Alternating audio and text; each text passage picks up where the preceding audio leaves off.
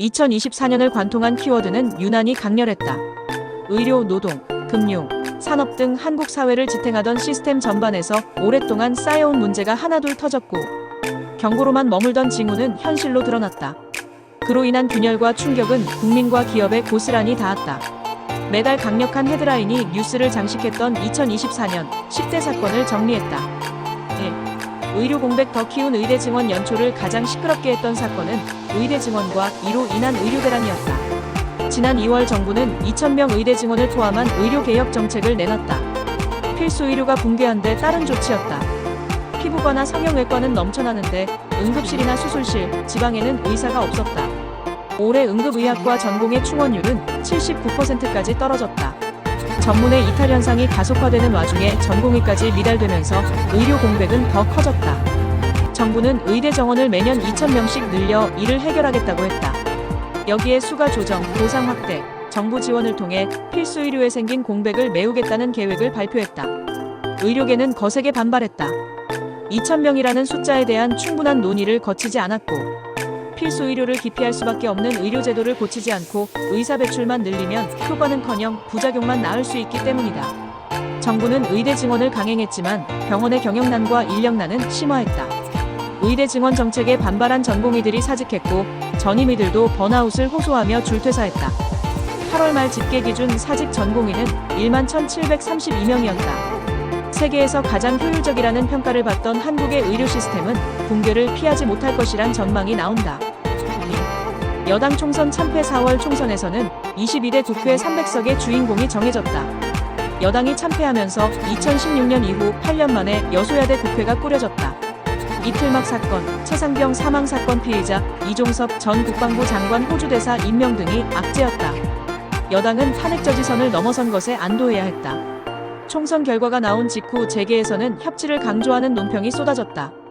대통령실은 기존대로 자기 정책을 밀어붙이고 공무원들은 소극적으로 되고 거대 야당은 정부 정책에 사사건건 반대하는 상황이 연출될 가능성은 불 보듯 뻔했다. 3. 평양냉면 2만원 시대 정부는 경제가 좋다고 했지만 실상은 달랐다. 지난 4월 올해 처음으로 1,400원을 터치한 환율은 물가를 자극했다. 코로나19 이후 치솟았던 물가는 여전히 가게를 짓눌렀고 금리를 내릴 수 없는 환경이 이어졌다. 한국 경제가 고물가고 환율 고금리란 신삼고 위기에 직면한 것이다. 물가는 치솟고 가게 경제가 어려워지자 소비자는 지갑을 닫았다. 외식 물가는 올해 내내 가파른 상승세를 보였다. 삼겹살 200지 환산은 올해 5월 서울 기준 처음으로 2만원 시대를 열었고 삼계탕도 지난 7월 1만 7천원 문턱을 넘었다. 평양냉면도 1만 7천원까지 치솟았다. 올해 소매 판매는 3분기까지 10분기 연속 줄었다. 여기에 계엄 사태로 전국 혼란을 겪으며 소비 실종이라는 말까지 나왔다. 경기 불황이 이어지자 자영업자는 위기를 넘어 폐업 수순을 밟았다. 중소기업 중앙회가 올해 폐업 등의 이유로 소상공인에게 지급한 노란우산 공제금은 지난 11월 기준 1조 6,304억 원 11만 3,710건으로 지난해 같은 기간 대비 26.7% 증가했다. 지금까지 노란우산 공제금 규모 중 가장 많은 수치다. 경기도는 올해 상반기 소상공인 폐업률이 계엄률을 넘어섰다.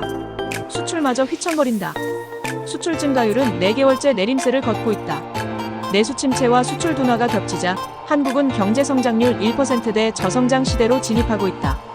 경제가 이렇게 망가지는 동안 정부 경제팀의 얼굴은 보이지 않았다. 4.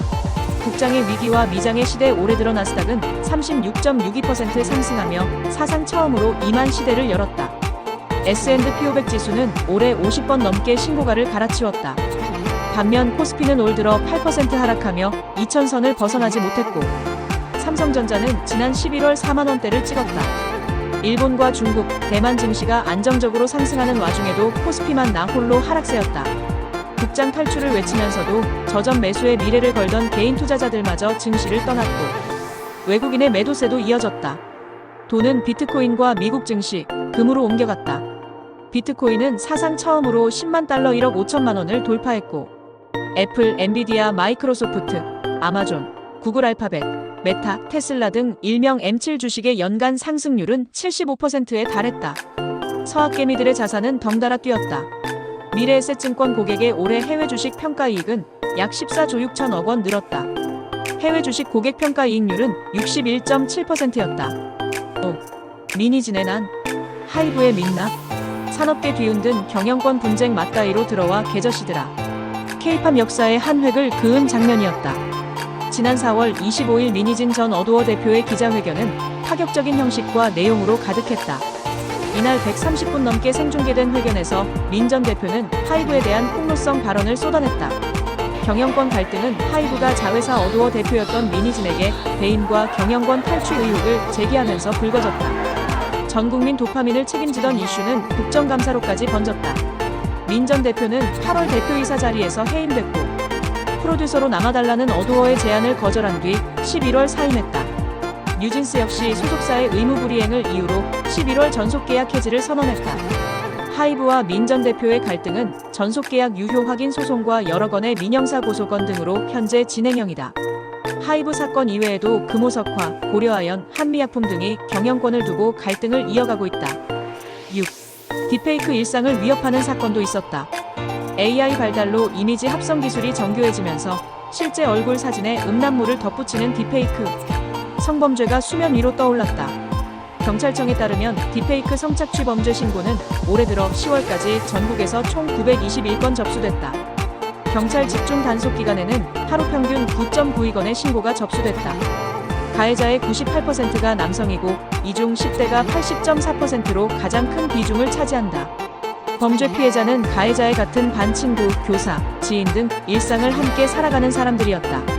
딥페이크 방식 등으로 동문 여성들을 합성해 허위 영상물을 제작하고 배포한 이른바 서울대 N번방 사건의 주범은 1심에서 징역 10년을 선고하였다. 7. 프로야구 1000만 관중시대 봄부터 가을까지 야구는 국민들의 숨통을 트이게 했다. 한국 프로야구 KBO 리그는 1000만 관중시대를 열었다.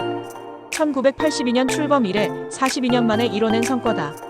2024년 프로야구 경기당 평균 관중은 1만 5,027명에 이른다. 전년 동일 경기 수 기준 34.2%나 증가했다. 프로야구 흥행을 이끈 주역은 2030 여성이었다. 프로야구 6개 구단 입장권 판매를 대행하는 티켓링크에 따르면 올해 여성 관객은 54.4%로 남성 45.6%를 앞질렀다.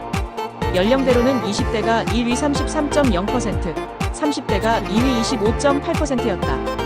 8. 어게인 트럼프, 관세의 시대 올 한 해 펼쳐진 미국 대선 레이스는 한편의 드라마 같았다.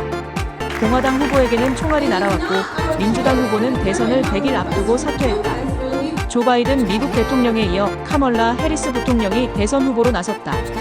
미국 주요 언론이 카멀라 해리스가 당선될 것이라고 예측했다. 하지만 결과는 도널드 트럼프의 압승이었다. 사진 한 장으로 2024년 미국 대선 판도가 뒤집혔다고 할 수 있다. 지난 7월 13일 유세장에서 총격을 당한 트럼프 공화당 후보가 피를 흘리면서도 주먹을 불끈 쥐고 결연한 표정으로 지지자들을 향해 싸우자고 외치는 바로 그 사진이다.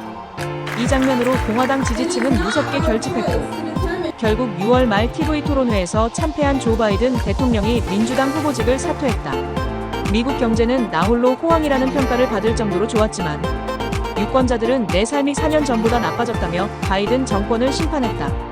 트럼프 2기는 미국 우선주의를 위해 다른 나라에는 관세 폭탄을 선포했고 자국 기업에는 감세 혜택을 주겠다고 공약했다. 트럼프 1기 때와 기조는 같지만 속도와 강도는 더 세질 전망이다. 9. 한강의 노벨문학상 수상 역사적 트라우마에 맞선 강렬한 시적 산문. 스웨덴 할리먼이 밝힌 한강 작가의 노벨문학상 선정 이유다. 한강 작가는 올해 한국인 최초, 아시아 여성 작가 중 처음으로 노벨문학상을 수상했다. 올해 노벨상 수상자 11명 중 유일한 여성이기도 하다. 10. 비상계엄과 탄핵. 윤석열 대통령이 12월 3일 한밤중 선포한 비상계엄에 대한민국 전체가 혼란에 빠졌다. 43년 만에 선포된 계엄 포고령에는 국민의 기본권을 침해하는 조치들이 포함돼 있었다. 국회담을 넘어 들어간 국회의원들은 계엄령 선포 후 2시간 만에 계엄 해제를 의결했다. 이 과정에서 MZ세대 군인들은 불합리한 지시에 소극적으로 대처하며 나름대로 저항했다. 허술하게 준비된 계엄은 분연하게 움직인 국민에 의해 6시간 만에 종료됐다. 계엄을 둘러싼 의혹은 하나둘 밝혀지고 있다. 윤 대통령은 충암고 출신군 인사들과의 회동에서 계엄령 준비를 논의했다는 의심을 받고 있으며 방첩사령부가 계엄 포고령 초안을 작성한 정황도 드러나고 있다. 계엄 선포 과정의 절차적 정당성 문제도 지적되고 있다. 계엄 사태 이후에는 탄핵 촉구 집회가 곳곳에서 열렸다. 10대에서 30대까지 젊은 여성이 대거 참여했다. 평화 시위의 상징인 촛불은 아이돌 응원봉과 이색 깃발로 진화했다. 계엄 11일 만에 윤 대통령의 탄핵안이 가결됐고 헌정사상 세 번째인 탄핵 심판이 진행 중이다.